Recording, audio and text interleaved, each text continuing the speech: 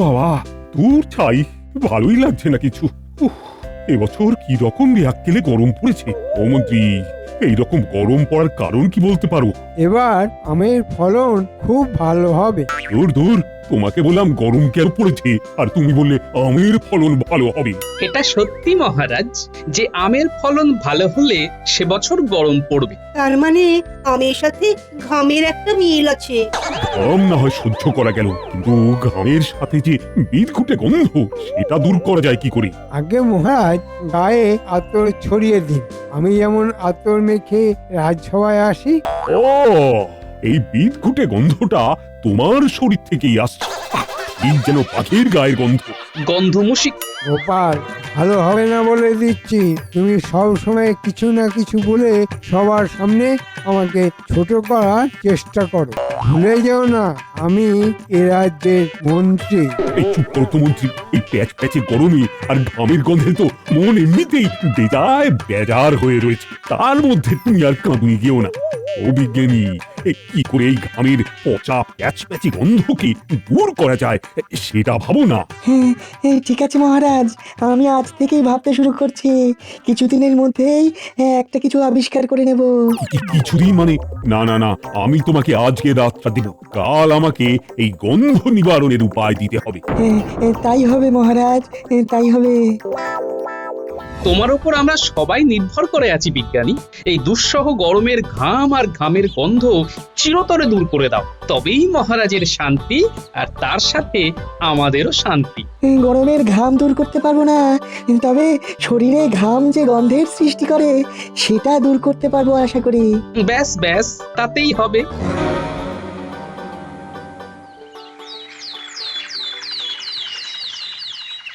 তাড়াতাড়ি ভাত বাড়ো গিন্নি, আমি চট করে ডুব দিয়ে আসি। কি বিচ্ছিরি গরম পড়েছে, সারা শরীর প্যাচ প্যাচ প্যাচ প্যাচ করছে। ওহ, ঘামের গন্ধ দূর হবে বিজ্ঞানী ভাবছে, আর তাই তো সকাল সকাল রাজসভায় যাচ্ছে গিন্নি।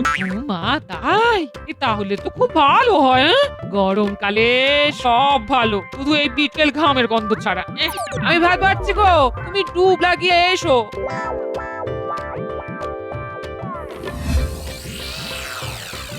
জোরে জোরে জোরে নাড়ো, ওহ, শরীরে যেন ঘাম জমতে না পারে। একটা উপায় আছে মহারাজ, এই ঘামমুক্ত গরমকাল কাটানো। কাল সারা রাত ধরে ভেবেছি, কেবল ভেবেই চলেছি। ভেবে ভেবে এই সিদ্ধান্তে পৌঁছেছি, বলবো মহারাজ? আর বলবেন না, এখন আমরা বিজ্ঞানীর কাছ থেকে শুনবো পচা ঘামের গন্ধ দূর করবার উপায়। হ্যাঁ বিজ্ঞানী, তো তুমি বলো তো, এই রাজসভা কি করে মনোমুগ্ধকর গন্ধে ভরে যাবে? মহারাজ, আমার কাছে এমন একটি জিনিস আছে যেটা মাখলে সারা শরীর স্নিগ্ধ গোলাপের গন্ধে ভরে যাবে। হ্যাঁ, শরীর স্নিগ্ধ হলেই মন স্নিগ্ধ, আর সারা শরীর দিয়ে মিষ্টি গন্ধ বের হলেই রাজসভাও মিষ্টি গন্ধে ভরে উঠবে। বাহ বাহ বাহ বাহ বাহ বাহ, তুমি ধন্য বিজ্ঞানী। তা এই বস্তুটিকে কি বলবো বলো তো বিজ্ঞানী? এই বস্তুটি হলো গোলাপ ফুলের পাপড়ির নির্যাস দিয়ে তৈরি সাবান।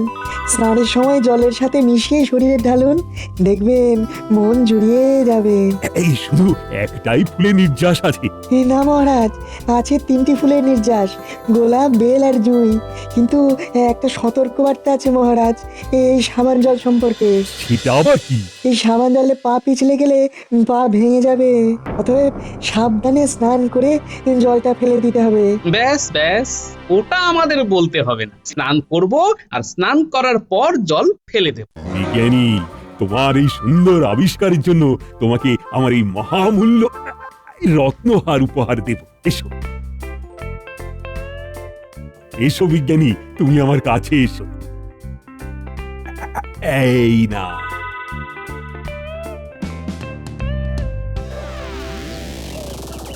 দেখো উজির, আমার মনে একটা দুঃখ আছে।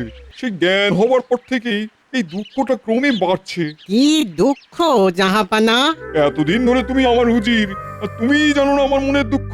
আপনার তো অনেক দুঃখ জাহাপানা, এর মধ্যে কোন দুঃখের কথা আপনি বলছেন জাহাপানা?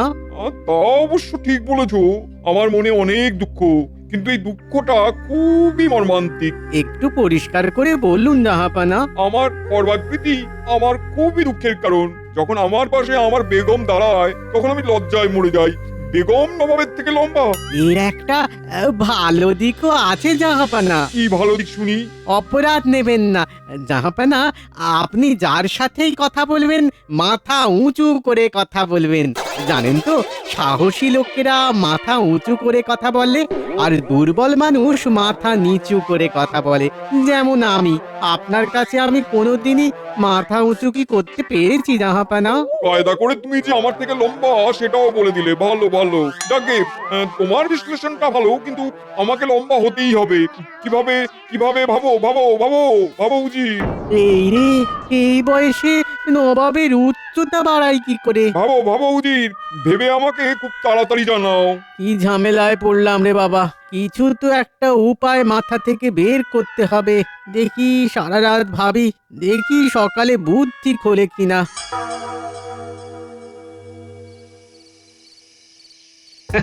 দেখলে গিন্নি, গরম আছে, ঘামও আছে, কিন্তু ঘামের গন্ধ নেই।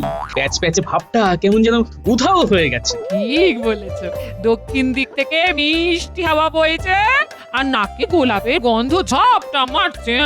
অনেক দিন পর একটু সুন্দরভাবে ঘুমোবো।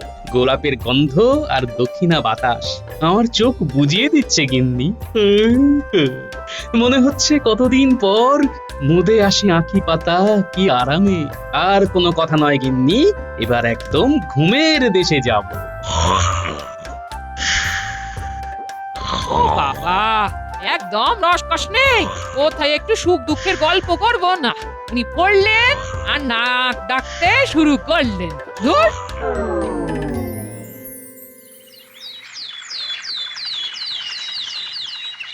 বাহ বাহ। হুম, আজ সারা রাজসভা কিরকম ফুলের গন্ধে একেবারে ম ম করছে। বিজ্ঞানী, তোমার এই আবিষ্কার আমার মন একেবারে জিতে নিয়েছে। মহারাজের জয় হোক। নবাব সাহেব একটা পত্র পাঠিয়েছেন। দাও দেখি নবাব বাহাদুর কি বলতে চেয়েছেন। ও মন্ত্রী, এই নাও পত্র, পড়ে শোনাও। যথাজ্ঞা মহারাজ। মহারাজ, নবাব বাহাদুর একটা আর্জি করেছেন। নবাব বাহাদুর আর্জি করছেন? তা কি আর্জি, তাড়াতাড়ি বলো। আর্জিটা বড়ই অদ্ভুত। নবাব বাহাদুর আর একটু লম্বা হতে চান। উনি বলেছেন, মহারাজ কৃষ্ণচন্দ্রের নবরত্ন সভার সভাসদদের আলোচনার মধ্য থেকে যদি কোনো উপায় বার হয় তবে তাকে তিনি 500 স্বর্ণমোহর পুরস্কার দেবেন। এই আবার কি আর্জি? উচ্চতা আবার কিভাবে বাড়ানো যায়? আমরা সবাই মিলে ভাবি। হ্যাঁ, একটা কিছু সমাধান সূত্র তো পাওয়া যাবেই। কি বিজ্ঞানী, এমন কিছু তেল আছে নাকি যেটা উচ্চতা বৃদ্ধিতে সাহায্য করবে? বিজ্ঞান বলে 18 বছরের পর শরীরের বৃদ্ধিকারক কোষগুলো অক্ষম হয়ে পড়ে। আমাদের যা বৃদ্ধি সব 18 বছরের আগে। সুতরাং ও মন্ত্রী, তোমার মাথায় কিছু আসছে? না মহারাজ, উচ্চতা বিষয়ক কোনো কিছুই আমার মাথায় আসছে না। দুধ, তুমি বিশ্রাম করো। আমি বরং কাল সকালে নবাব বাহাদুরের আর্জির জবাব দেব। যথাজ্ঞা মহারাজ। আজ রাতটুকুই আছে ভাবার জন্য। কাল সকালে আমার সমাধান সূত্র চাই। তাহলেই হবে মহারাজ। হাতি ঘোড়া গেল তল, মশা বলে কত জল। আয় মাপি। তুমি কি বিজ্ঞানীর থেকেও বড় বিজ্ঞানী নাকি গোপাল? হ্যাঁ, যে ওই লম্বা হওয়ার উপায় আবিষ্কার করবে? হ্যাঁ, বুদ্ধি বলে একটা অস্ত্র আমার মগজে আছে, যেটা মন্ত্রী মশাইয়ের নেই। কি, তুমি আমাকে বুদ্ধিহীন বললে? সেটা কাল প্রমাণ হবে মহারাজ। কাল আমি একটা সমাধান সূত্র বার করবই। আর মন্ত্রী মশাইয়ের বুদ্ধির পরীক্ষার জন্য মহারাজ আপনার কাছে একটা আবেদন রাখবো। বলো বলো, কি আবেদন? তোমার সব আবেদন মঞ্জুর। মহারাজ, কাল সকালে রাজসভায় আমার একমাত্র সেদ্ধ ডিম চাই। হ্যাঁ, সিদ্ধ ডিম দিয়ে কি হবে গোপাল? মন্ত্রী মশাইয়ের বুদ্ধির পরীক্ষা হবে মহারাজ। ডিম দিয়ে বুদ্ধির পরীক্ষা? আমরা তো আর এই অনাচার দেখতে পাচ্ছি না। একটা নাপিতে এত সাহস হয় কি করে? কাল আমার বুদ্ধির পরীক্ষা কার কাছে? না গোপাল ভাঁড়ের কাছে। আমাদের তো কিছুই করার নেই। গোপাল বুদ্ধি দিয়ে মহারাজের সব সমস্যার সমাধান করে দিচ্ছে, কালও দেবে। ওর সাথে লেগে কিছুই করার নেই।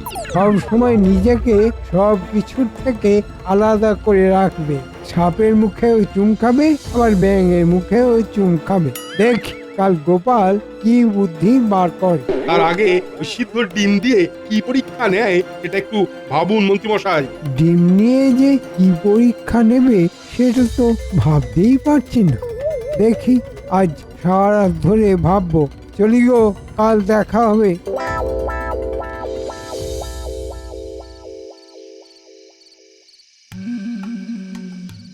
আমি যদি নিজেকে লম্বা দেখাতে চাই তাহলে কি করি?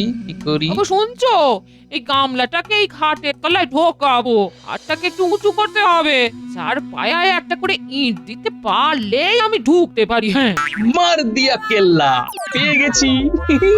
লম্বা হবার উপায় পেয়ে গেছি। কি খেলো তো? গরমে মাথা খারাপ হয়ে গেল নাকি গো? ওগো, মাঝ রাতে এরকম ভূতের মতো নেত্য করছো কেন? ওগো গিন্নি, তুমি যে মোক্ষম সময়ে উঁচু করার মন্ত্রটি মাথায় ঢুকিয়ে দিলে না, তার জন্যই তো আনন্দের নৃত্য শুরু করলাম। ভূতের নৃত্য নয় গো, এ হলো আনন্দের নৃত্য। আমাকে একটু বুঝিয়ে বলো। নবাব বাহাদুর চিঠি পাঠিয়েছেন, তিনি একটু লম্বা হতে চান। এই বয়সে? হ্যাঁ, হ্যাঁ, কিন্তু সেটা তো সম্ভব নয়। তাই ভাবছিলাম কিভাবে সাময়িক লম্বা হওয়া যায়। ঠিক তখনই তুমি বিছানাকে ইট দিয়ে উঁচু করার কথা বললে। ব্যাস, হয়ে গেল, মাথায় এসে গেল। এবার সকালে গিয়ে মুচিকে দিয়ে নবাব বাহাদুরের জন্য একটা জুতো তৈরি করতে হবে, বুঝলে? তার মানে এটা আমার বুদ্ধিতে হলো? এটা হলো সতীর পুণ্যে পতির পুণ্য। কথাটাকে একটু উল্টে দিলাম গিন্নি।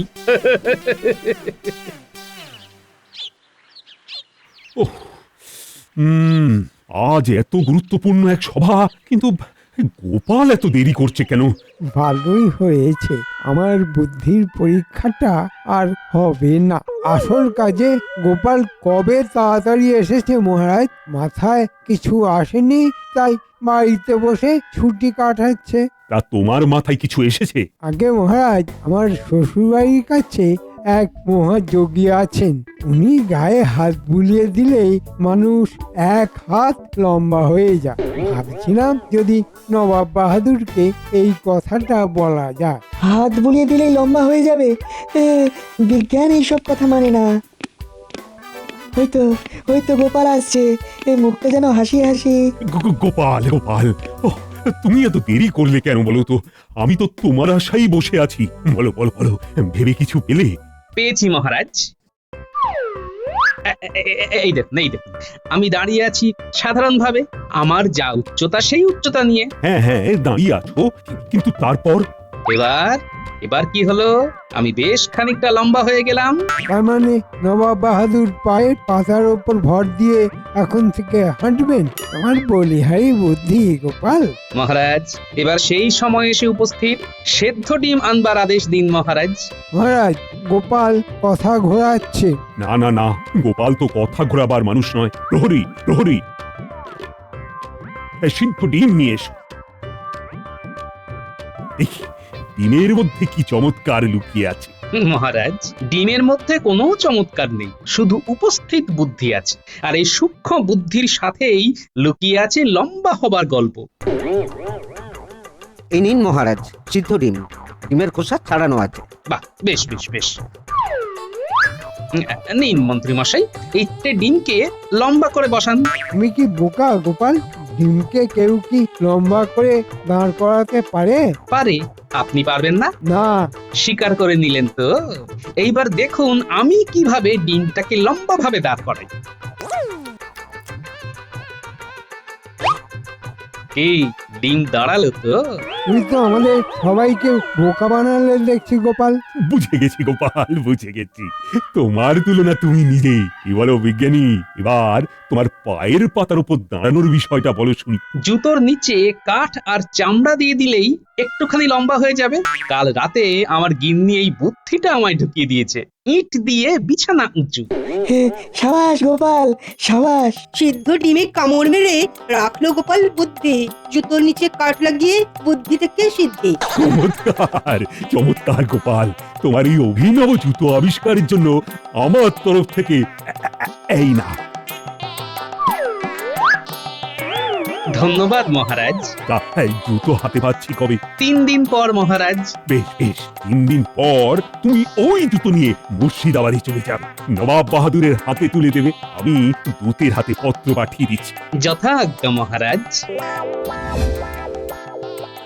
তুমি আজ যেভাবে রাজ্যের নাম রাখলে তা অভাবনীয়। হ্যাঁ, সতীর পুণ্যে পতির পুণ্য। এবার তুমি নিজে গিয়ে নবাব বাহাদুরের হাতে জুতোটা তুলে দিও। নবাব বাহাদুর খুব খুশি হবেন। বিজ্ঞানী, ওই দেখো মন্ত্রী আর সেনাপতি দুজনে কিছু বলছে। আর কি বলবে, তোমার মুন্ডপাত করছে। যাই একবার শুনে আসি।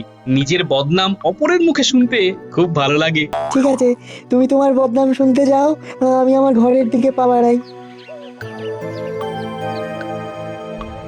সেনাপতি, কিছুতেই গোপালকে নিজের হাতের মুঠোয় আনতে পারছি না। এই দানটাও জিতে গেল। আপনার হাতেও একটা ওই অস্ত্র এখনো আছে মন্ত্রী মশাই। আচ্ছা, খোলা মনে খোলা হাওয়ায় আমার ক্ষতির আলোচনা। বাহ, শুনি তো। কি অস্ত্র?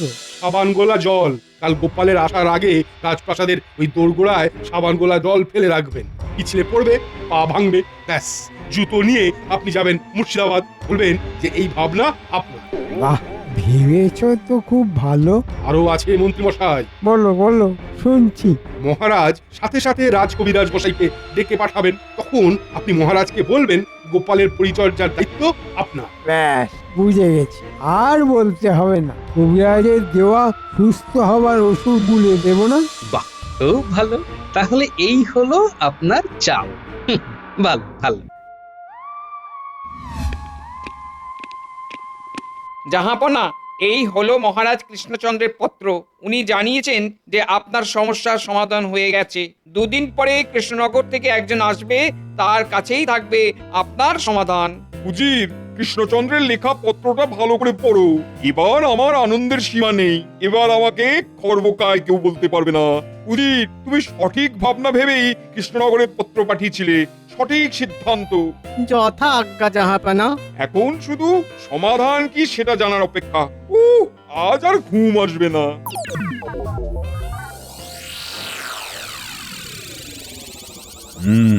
রাজ্যের মন্ত্রী আর সেনাপতি দেখছি খুব ভাব। মনে রাখবেন মহারাজ, মন্ত্রী মন্ত্রণা দেয় দেশের হিতে, আর সেনাপতি দেশ রক্ষা করে। সুতরাং গোপাল এখনো এলো না। কোথায় গেল গোপাল?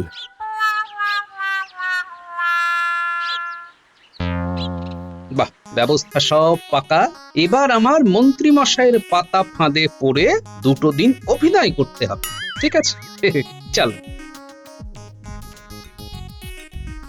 ওরে বাবা রে, এই দরজার গোড়ায় কে সাবান জল ফেলে রেখেছে রে? গোপালের আওয়াজ মনে হলো না। তাই তো মনে হলো। দেখুন আবার গোপাল কি বিপদে পড়লো। কি গোপাল, এখানে পড়লে কি করে? খুব হয়েছে। কি আর করবো মন্ত্রী মশাই, কোন ব্যাককেলে মানুষ দরজার মুখে সাবান জল ফেলে রেখেছে। সত্যি এখানে সাবান জল? মন্ত্রী, কি ব্যাপার? ও বাবা, মহারাজ, মন্ত্রী মশাই কিভাবে জানবেন? এ তো সাধারণ ব্যাপার। আমি ও দেখ, বাবা, গোপালের সব দায়িত্ব আমি আমার কাঁধে তুলে নিলাম। তা মুর্শিদাবাদে যাবার কথা, আরে সেটা কি হবে? সে না হয় আমি চলে যাব। ভাবছেন কেন মহারাজ? আমি ঠিক সুস্থ হয়ে উঠবো। তোমায় সুস্থ হওয়াচ্ছি। তুমি এখন আমার হেফাজতে বিশ্রাম নাও। মহারাজ, গোপালকে রাজবাড়ির অতিথিশালায় রেখে অবিলম্বে চিকিৎসার ব্যবস্থা করুন না। খুব ভালো বলেছো মন্ত্রী। আজ থেকে গোপাল তুমি রাজ অতিথিশালায় চিকিৎসাধীন থাকবে। রাজবৈদ্য, তুমি এক্ষুনি গোপালের চিকিৎসা শুরু করো। এইরকম একটা যে হবে সেটা আমি আগেই ভেবে রেখেছি। গিন্নিকে সব বলা আছে। এবার এখান থেকেই মুর্শিদাবাদ চলে যাব, শুধু কিছুদিন রাজভোগ খাবো।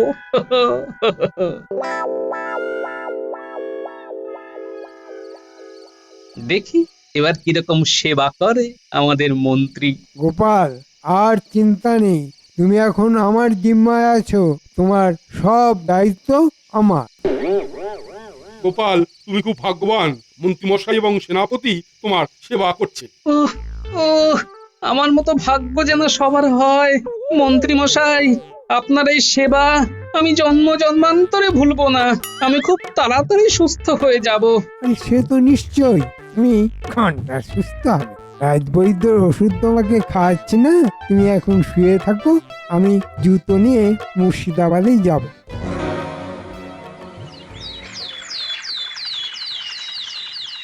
ও, গোপাল তো সুস্থ হলো না। ও মন্ত্রী, নবাব বাহাদুরের কাছে না গেলে তো কথার খেলাপ হবে। এটা নিয়ে এত ভাবনা কেন মহারাজ? আমি তো আছি নাকি?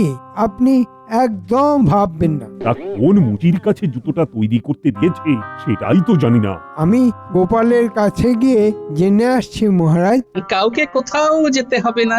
আমি আজ সকালে মুচির কাছে গিয়ে জুতোটা নিয়ে এসেছি। এই যে মহারাজ, নবাব বাহাদুরের লম্বা হবার জুতো। বাহ বাহ, তুমি সুস্থ হয়ে গেছো? উমা, অসুস্থ হলাম কবে মহারাজ? মানে তুমি পিছলে পড়োনি? না তো, যেটা করেছি সেটা তো অভিনয়। মন্ত্রী মশাই আর সেনাপতি আমার সম্পর্কে আলোচনা করছিল, আমি সেটা শুনে ফেলি।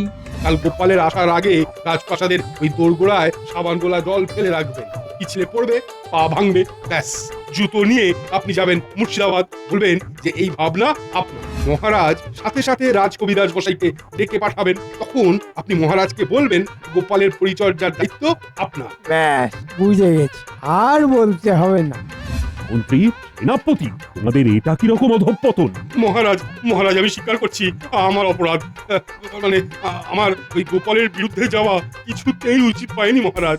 মন্ত্রী, তুমি আর সেনাপতি দুজনের কান ধরে একসাথে ওঠবস করো। আর তুমি মুর্শিদাবাদের দিকে রওনা হও, আর খাজাঞ্চির কাছ থেকে রাহা খরচ নিয়ে নিও। যথা আজ্ঞা মহারাজ। ওই হে মন্ত্রী, সেনাপতি, তোমাদের দুজনের কান ধরে ওঠবসটা শুরু করো, নইলে কিন্তু 1 মাসের কারাবাস। ক্ষমা করে দিন মহারাজ, ক্ষমা করে দিন।